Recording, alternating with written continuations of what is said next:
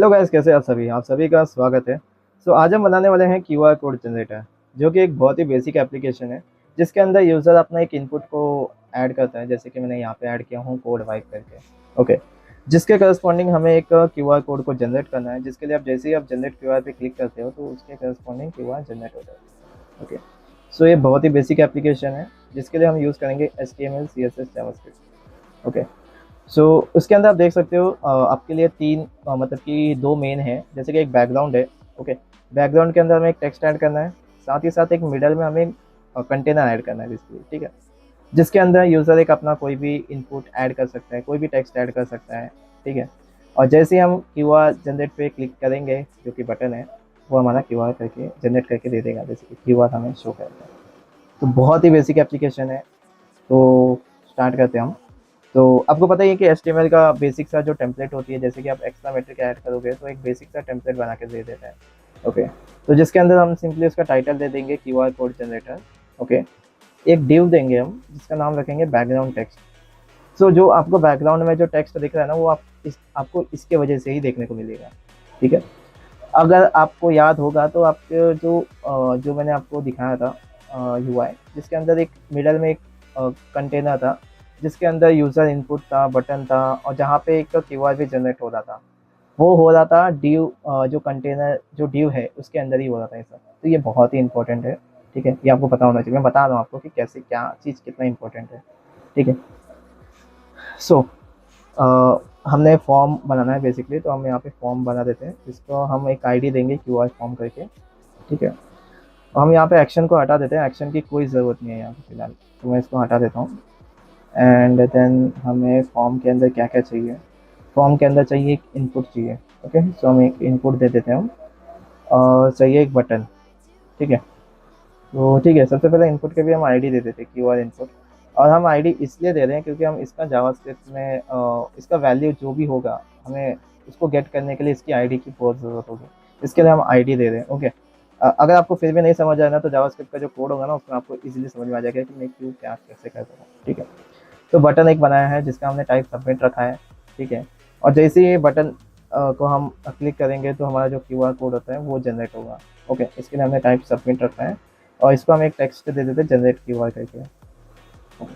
ये हमारी बेसिक सा जो था टेम्पलेट है, और ये हमारा कुछ ऐसा दिख रहा है। और मुझे पता है कि ये बहुत ही बेकार दिख रहा है, तो हमने सिर्फ अभी इसका टेम्पलेट बनाया है। इस पर हमने कोई भी CSS स्टाइलिंग ऐड नहीं किया है, जिसकी वजह से इतना ख़राब लग रहा है। लेकिन सिर्फ वेट करो CSS आने का। जैसे हम CSS लिखेंगे ना, तो आपको पता चलेगा भाई CSS का क्या पावर होती है। ठीक है, तो प्लेस होल्डर मैंने यहाँ पे मिस हो गया था मेरे से ऐड करना, तो मैं उसको ऐड कर देता हूँ कि हाँ भाई अच्छा लिखना चाहिए करके। ओके, तो मैंने यहाँ पे टेक्स्ट ऐड कर दिया हूँ। Okay, that's it. ये हो गया है हमारा बेसिक सा HTML का कोड। और मैं यहाँ पे थोड़ा सा, मेरा आदत है कि मैं कमेंट ऐड करता हूँ। ठीक है, कमेंट इसलिए ऐड करता हूँ, आपको भी ऐड करनी चाहिए, कि क्या कोड किस लिए लिखा है। ठीक है, अगर आप इंडस्ट्री लेवल पे काम करोगे तो आपको पता होना चाहिए कि क्या कोड क्यों किस लिए लिख रहे हो। ठीक है, अगर आप नहीं समझ पा रहे हो तो जो आपके साथ जो बंदा काम करेगा उसको क्या समझेगा। ठीक है, तो आप कमेंट ऐड करने की ट्राई करो। और कमेंट आपका कोड में वो मतलब एक एज अ कमेंट, समझ में आ रहा है ना, कमेंट है, वो कभी एज अ कोड उसको नहीं समझते। वो एज अ कोड नहीं है, वो सिर्फ आपके लिए रीडेबल फॉर्मेट होती है, जिसमें सामने वाला बंदा समझ पाए कि हाँ भाई ये कोड क्यों लिखा है, किस लिए लिखा है। तो हम बेसिक सा उसमें समरी दे देते हैं, या कुछ भी ऐसा लाइन लिख देते हैं जिसको सामने वाले को समझ में आ जाए। तो मैं भी आपको रिकमेंड करूँगा कि आप भी कोड ये कमेंट ऐड करो। मैं तो ऐड करता हूँ, आप भी ऐड कर दिया करो। ठीक है, अभी हमारा यहाँ पे CSS की स्टाइलिंग स्टार्ट हो चुकी है। तो आपको पता ही होगा कि बेसिक जो हम भी कोडिंग मतलब बेसिक्स जो भी स्टाइलिंग हम करते हैं, वो हम बॉडी से ही स्टार्ट करते हैं, बॉडी या HTML या स्टार से। ठीक है, तो हम यहाँ पे बेसिक सा स्टाइलिंग करेंगे। जैसे मार्जिन को 0 देना हो, पैडिंग को 0 दे दो, फॉन्ट फैमिली आपको चाहिए तो जैसा है वैसे ही यूज़ करो, या तो हम क्या करेंगे सी को ही UI यूज़ कर रहे हैं हम फॉन्ट फैमिली। आप चाहिए तो सेम यूज़ कर सकते हो, या तो फिर आप चाहिए तो गूगल फॉन्ट भी यूज़ कर सकते हो। आपको जैसे चाहिए वैसे यूज़ कर सकते हो। ओके, तो मैं सीको UI का यूज़ करूँगा। अगर सीको UI नहीं रहा तो हम सैंस सेरिफ यूज़ करेंगे। ठीक है, अभी यहाँ पे हम बैकग्राउंड दे देते हैं। बैकग्राउंड आपको पता ही होगा कि वो थोड़ा सा वाइट नहीं है, वो थोड़ा सा ग्रेडियंट टाइप है। अगर चाहिए तो फिर से देख लेना एक बार डेमो। तो हम उसके लिए हम लीनियर ग्रेडियंट का यूज़ करेंगे। थोड़ा सा हम टिल्ट कर देंगे 145 डिग्री पे। और यहाँ पे हम जो कलर देंगे वो हम देंगे हेक्सा कोड में। चाहिए तो आप सेम यूज़ कर सकते हो, या तो आप खुद भी देख सकते हो आपको कैसा हेक्सा कोड चाहिए। आपको चाहिए तो मैं एक वेबसाइट बोलता हूँ, मटेरियल यूआई नाम का एक वेबसाइट है, जहाँ पे आपको बहुत ही अच्छे-अच्छे टेम्पलेट देखने को मिलते हैं। हेक्सा कोड भी मिल जाते हैं, तो वहाँ से आप यूज़ कर सकते हो, ठीक है? तो यहाँ पे हमने बैकग्राउंड भी दे दिया है, ठीक है? अब यहाँ पे हम क्या करने वाले हैं कि जो भी बॉडी के अंदर जो भी मेन कंटेनर होगा, कुछ भी होगा, हम उसको मिडल में लाना चाहते हैं, ठीक है? हम उसको क्या चाहते हैं, मिडल में लाने के लिए। तो उसके लिए हमारे पास सिर्फ़ 3 लाइन की कोड होती है। Display flex, justify content center, align end of center. ये आप तीनों ऐड कर देगा ना, जो भी कंटेंट होगा आपको सेंटर में आ जाता है। चाइल्ड कंटेंट, हाँ, चाइल्ड कंटेंट, बॉडी का जो भी चाइल्ड होगा वो सेंटर में आ जाएगा। साथ ही साथ हमने उसका हाइट दे दिया है 100 VH और पोजीशन रिलेटिव दे दिया है। अब पोजीशन रिलेटिव इसलिए दिया है, वो आपको नहीं समझ में आ रहा है तो आपको थोड़ी देर में समझ में आ जाएगा जब हम कंटेनर पे काम करेंगे, ठीक है? नहीं, कंटेनर नहीं, बैकग्राउंड टेक्स्ट पे जैसे हम काम करेंगे ना, तब आपको समझ में आ जाएगा क्यों हमने ऐसा किया है। सो हम यहाँ पे पहला हम जो CSS फाइल है, हमने उसको अटैच नहीं किया है HTML के साथ, तो हम उसको पहले अटैच कर देते हैं। तो तभी आपको इजीली देखने को मिलेगा कि हाँ भाई, हमारा कैसा आपका डिज़ाइन दिख रहा है। ओके, सो यहाँ पे मैं स्टाइल ऐड कर देता हूँ, style dot CSS। Okay, that's it. ये है हमारा फाइनली कोड, हमारा कुछ इस तरह से दिख रहा है, ठीक है? अभी हम क्या करेंगे, जो बैकग्राउंड टेक्स्ट है हम उसको सेलेक्ट करेंगे, ठीक है? अब इसके अंदर हम थोड़ा सा कोड ऐड करेंगे, ठीक है? बैकग्राउंड टेक्स्ट में इसके अंदर सबसे पहले हम देंगे पोजीशन एब्सोल्यूट कर देते हैं, ठीक है? टॉप से हम देंगे 50% एंड लेफ्ट से भी हम सेम ही देने की कोशिश करेंगे, ज़्यादा कुछ ये नहीं रखेंगे, ठीक है? तो आई थिंक इसके वजह से वो सेंटर में आ ही गया है, ठीक है? लगभग आ गया है, ठीक है? और हम इसके बाद यूज़ करेंगे फ़ॉन्ट साइज़। इसको हमें थोड़ा-सा बड़ा दिखाना है, तो हम 8 रैम यूज़ करेंगे, ठीक है? तो ये कुछ ऐसा दिखेगा। हाँ, अभी ख़राब दिख रहा है, लेकिन आपको थोड़ा दिख जाएगा अच्छा सा। अभी इसके जो कलर है हम उसको थोड़ा-सा फ़ेड करना चाहते हैं, ठीक है? वाइट में और फ़ेडेड, तो हम उसके लिए यूज़ करेंगे 51, 51, 51 एंड देन 0.04। ये बेसिकली ओपेसिटी को थोड़ा-सा कम कर देगा, जो कि अच्छा दिखेगा। Okay, that's it. और ये अभी बहुत ही बेटर दिख रहा है मेरे को तो। अभी इसके अंदर हम अगर आपने देखा हो तो हम इस टेक्स्ट को सेलेक्ट कर सकते हैं। तो मैं चाहता हूँ कि कोई भी यूज़र इसको सेलेक्ट ना करे, तो उसके लिए भी हम एक प्रॉपर्टी यूज़ करेंगे पॉइंटर इवेंट करके। तो ठीक है, अब पहले हम इसको सेंटर में ला देते हो, तो मैं एक ट्रांसफॉर्म नाम का एक प्रॉपर्टी यूज़ कर रहा हूँ, जो बेसिकली सेंटर में लाने की कोशिश करेगा, ठीक है? आप चाहिए तो मार्जिन ऑटो भी कर सकते हो, लेकिन मेरे को ये बेटर लगता है, तो आप जैसा चाहिए, आप जैसे कंफर्टेबल वैसे कर सकते हो। ओके, एंड देन अब अभी मैंने बताया था आपको पॉइंटर इवेंट नाम का एक प्रॉपर्टी, हम उसका यूज़ करेंगे, पॉइंटर इवेंट नाम का, ठीक है? तो वो जैसे हम यूज़ करेंगे तो कोई भी यूज़र इसको सेलेक्ट नहीं कर पाएगा, जो भी आपने बैकग्राउंड में टेक्स्ट दिया है, ठीक है? मैं आपको दिखा देता हूँ। तो यहाँ पे देखो, मैं अभी डबल क्लिक कर रहा हूँ लेकिन कुछ नहीं हो रहा है। ओके, तो ये इसके वजह से ही हो रहा है, ठीक है? अभी हमारे पास एक और एक प्रॉपर्टी होती है यूज़र सेलेक्ट करके, ठीक है? जिसको हम नन दे देंगे। ये भी सेम ही बिहेवियर दिखाता है, ज़्यादा कुछ है नहीं इतना, लेकिन आपको पता होना चाहिए, ठीक है? एंड देन हम इसको फॉन्ट वेट दे देंगे 100, आई थिंक 100 नहीं होना चाहिए, 900 होना चाहिए, 900। सो ये अभी अब बहुत ही बेटर दिख रहा है पहले से, ठीक है? अब हम चाहते हैं कि जो भी टेक्स्ट है ना, इसको हम एक सिंगल लाइन में लाना चाहते हैं, तो हम उसके लिए यूज़ करेंगे वाइट स्पेस नो रैप करके। तो बेसिकली इसके वजह से क्या होगा, जो भी आपका टेक्स्ट होगा ना वो सिंगल लाइन में दिखेगा, ठीक है? तो मैंने शायद इधर सिंटैक्टिकली मिस्टेक किया, तो ये नो रैप सिंटैक्स में, हाँ गलत है।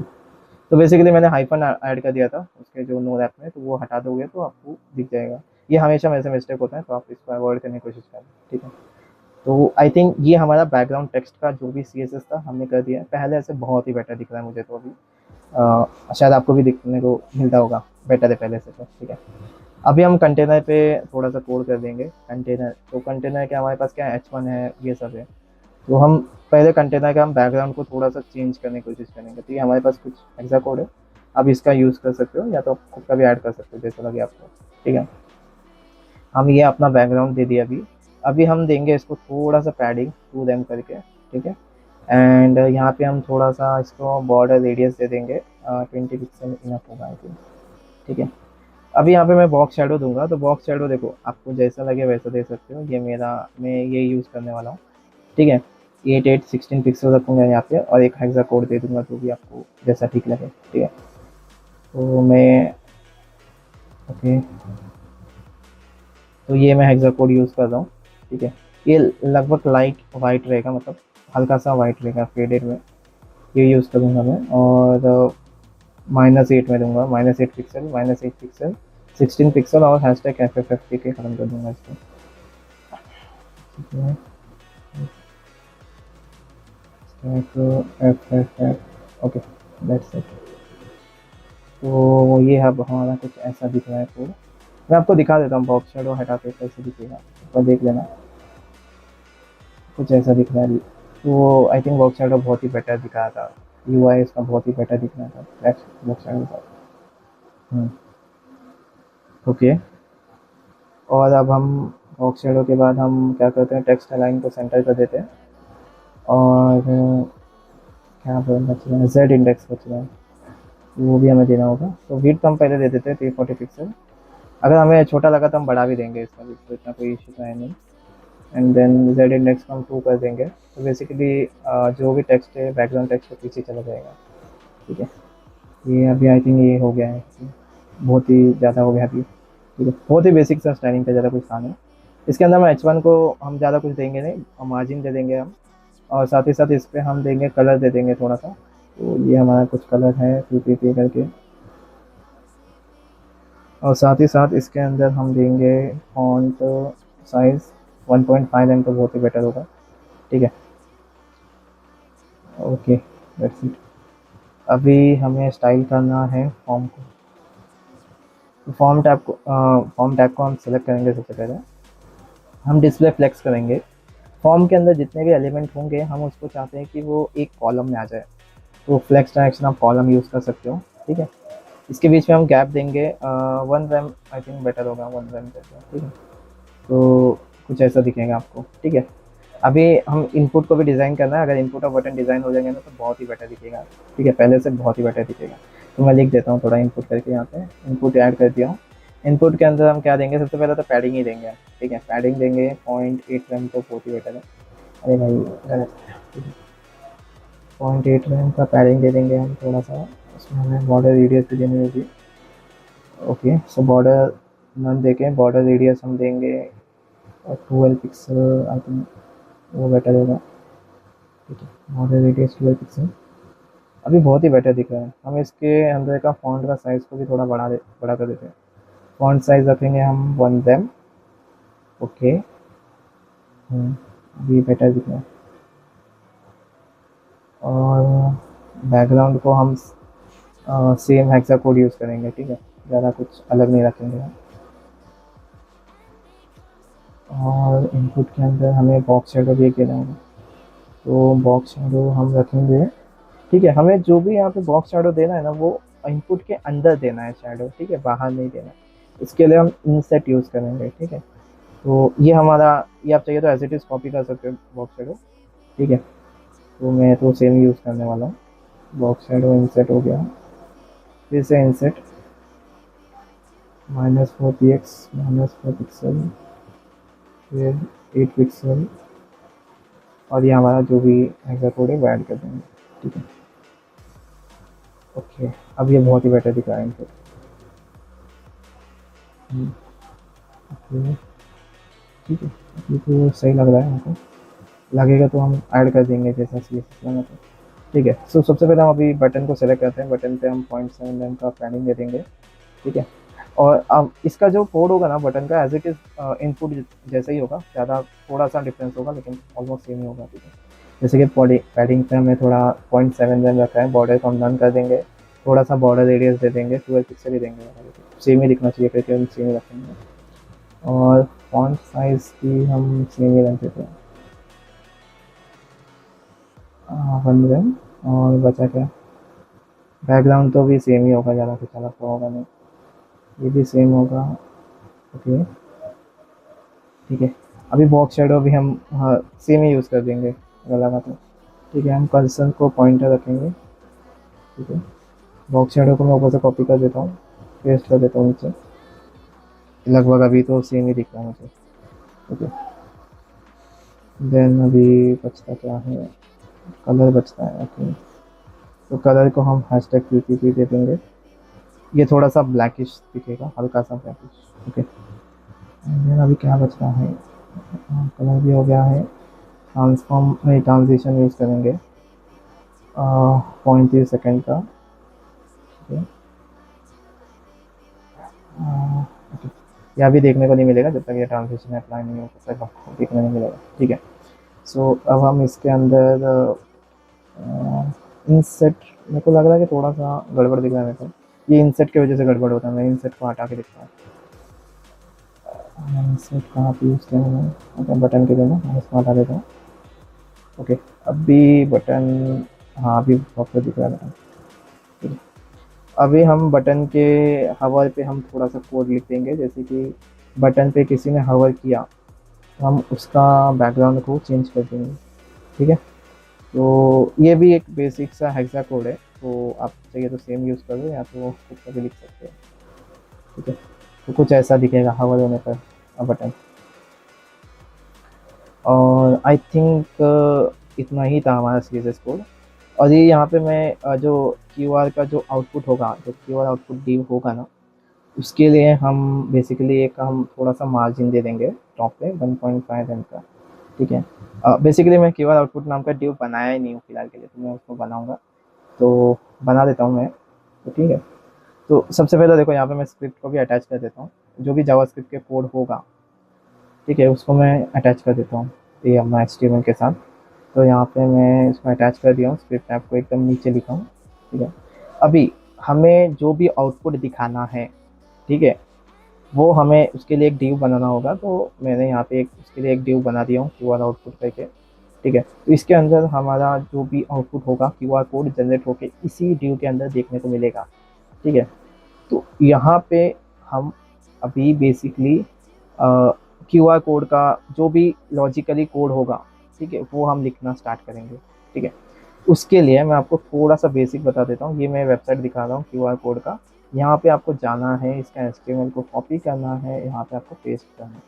ठीक है, इसके अंदर भी आपको थोड़े से माइन्यूट चेंज करने हैं, जैसे कि आपको यहाँ पे ब्राउज़र की जगह आपको यहाँ पे क्यूआर कोड लिखना है, इसका वर्जन को आपको हटा देना है, लिब को आपको बिल्ड लिखना है। ठीक है, ये हम क्यों कर रहे हैं, अगर आपको क्वेश्चन आ रहा है तो मैं बता देता हूँ कि जो क्यूआर कोड को जनरेट करना है ना, उसका हमारे पास एक लाइब्रेरी है क्यूआर कोड करके, जो मैंने आपको दिखाया अभी। ठीक है, उस लाइब्रेरी का हम यूज़ करके क्यूआर कोड को जनरेट करवाएंगे। ठीक है, जब आपके पास लाइब्रेरी, तो देखो बहुत सारी लाइब्रेरी पड़ी है, आपको यूज़ करना, आपको जैसा लगे वो आप लाइब्रेरी यूज़ कर सकते हो आपके प्रोजेक्ट के अकॉर्डिंग। ओके, तो इस प्रोजेक्ट में हम क्यूआर कोड का लाइब्रेरी का यूज़ करेंगे। ठीक है, तो उस लाइब्रेरी का कैसे यूज़ करेंगे मैं आपको बता देता हूँ। सबसे पहले आपको क्या करना है, जो भी आपने आईडी दिया है ना, उसको आपको एक वेरिएबल के अंदर स्टोर करना है। जैसे कि फॉर्म का आईडी मैंने फॉर्म वेरिएबल में रखा हूँ, इनपुट का जो क्यूआर इनपुट है उसके अंदर इनपुट वेरिएबल में रखा हूँ। तो ऐसे ही आपको क्या करना है, सभी आईडी को एक वेरिएबल में असाइन कर देना है। और अभी आपका बेसिक सा जो लॉजिक है वो यहाँ पे चलेगा। तो जैसे ही कोई भी यूज़र फॉर्म का जो बटन है उस पर जैसे ही वो क्लिक करेगा, तो उसके अंदर क्या क्या लॉजिक चलनी चाहिए वो मैं यहाँ पे लिख रहा हूँ। सबसे पहले फॉर्म जैसे ही सबमिट हुआ, जैसे ही क्यूआर जनरेट का बटन हुआ, तो मैं ब्राउज़र को रीलोड नहीं करना चाहता हूँ, इसके लिए मैं यहाँ पे लिखूँगा e.prevent-default। ठीक है, देन अगर यूज़र ने कुछ भी इनपुट ऐड किया है और उसके आगे और पीछे अगर स्पेस है, तो हम क्या करेंगे, इनपुट लेंगे, उसका वैल्यू लेंगे और उसको ट्रिम कर देंगे। ट्रिम करना मतलब आगे से और पीछे से जो भी स्पेसिंग होगा हम उसको हटा देंगे। ठीक है, तो ये हमने लिखा है लाइन नंबर 8 में। अब हम जैसे ही यूज़र ने कुछ भी इनपुट दिया हो, तो हम सबसे पहले जो भी क्यूआर कोड होगा जनरेट पहले हो चुका होगा, उसको हम एम्प्टी करेंगे। ठीक है, एम्प्टी इसलिए करेंगे क्योंकि गलती से पुराना वाला दिख गया तो ये बहुत बड़ा बग हो जाएगा, तो वो हम रीसेट करेंगे उसको। ये बहुत इंपॉर्टेंट है, हर जगह आपका यूज़ होता है ये रीसेट वाली लॉजिक, आपको पता होना चाहिए कि कब। ये बेसिकली एक तरह का वैलिडेशन हैंडलिंग है, जो आपको पता होना चाहिए कब कैसे करना है, तो वो हम कर देंगे यहाँ पे। ठीक है, अब यहाँ पे बहुत ही बड़ी लॉजिक है, अब कोड से ज़्यादा आप मेरे बातों पे ध्यान देना है यहाँ पे। ठीक है, मैं अभी क्या करने वाला हूँ, मैं सबसे पहले टेक्स्ट को देखूंगा, यूज़र ने टेक्स्ट को मतलब यूज़र ने इनपुट डाला है कि नहीं। अगर यूज़र ने इनपुट डाला है तो लाइन नंबर 12 की वजह से इफ़ कंडीशन के अंदर आ जाएगा। इफ़ कंडीशन के अंदर क्या कर रहा है बेसिकली, अभी यहाँ पे समझो, एक कैनवा क्रिएट कर रहा है। ठीक है, कैनवा क्रिएट होने के बाद जो लाइन नंबर 16 है QR code dot to Canva, इसके अंदर हम क्या करेंगे, कैनवास के अंदर एक इमेज यानी कि जो क्यूआर कोड इमेज है हम उसको जनरेट करवाएंगे। ओके, वो जनरेट कराएंगे और उस क्यूआर जो भी क्यूआर कोड जनरेट हो चुका होगा, ठीक है, जो भी क्यूआर कोड जनरेट हो चुका होगा उस कैनवा में, हम उस कैनवा को वो क्यूआर आउटपुट जो मैंने बताया था, देखो एक ड्यू बताया था, उसके अंदर हम इस एज अ चाइल्ड इसको पास करेंगे, तो हमें वहाँ पे देखने को मिलता है। ठीक है, नहीं समझा, मैं अभी फिर से बता देता हूँ। हम एक क्या करेंगे, कैनवा क्रिएट करेंगे, कैनवा के अंदर हम क्यूआर कोड को रेंडर करवाएंगे, वो क्यूआर कोड को हम क्या करेंगे, एक आउटपुट जो है डिव उसके अंदर हम शो कराएंगे। ये बहुत ही बेसिक सा चीज़ है। तो यहाँ पे मैंने उसका वही कोड लिखा हूँ। यहाँ पे क्या लिखा हूँ मैंने, QR code dot to Canva. यहाँ पे मैंने कैनवा पास किया हूँ, यूज़र का टेक्स्ट पास किया हूँ और थोड़ा सा मैंने स्टाइल के लिए विड्थ पास किया हूँ 200 करके। और ये बेसिकली क्या करेगा, कैनवा में बना देगा इतना साइज़ का ये क्यूआर कोड, और इसको हम एज अ ड्यू में इसको पास कर देंगे। ओके, तो ड्यू में पास करने के लिए आपको सिंपली क्या करना है, यहाँ पे आपको आउटपुट लिखना है। ठीक है, output dot I think append child नाम का एक मेथड होता है, फंक्शन होता है। ठीक है, अपेंड चाइल्ड के अंदर हम उस कैनवा को पास कर देंगे। ठीक है, तो हम इसका थोड़ा सा आउटपुट देख लेते हैं। तो ये कुछ ऐसा आउटपुट देखने को मिलेगा आपको, हेलो लिखा क्यूआर कोड जनरेट होगा। सो आई थिंक आपको समझ में आ गया होगा कि ये कैसे क्यूआर कोड जनरेट होता है। ओके, सो आई थिंक आज के लिए बस इतना ही। और आपको अगर वीडियो ये पसंद आया तो please make sure to subscribe, और अगर इसके रिगार्डिंग कुछ भी डाउट है तो आप मुझे कमेंट कर सकते हैं। ओके।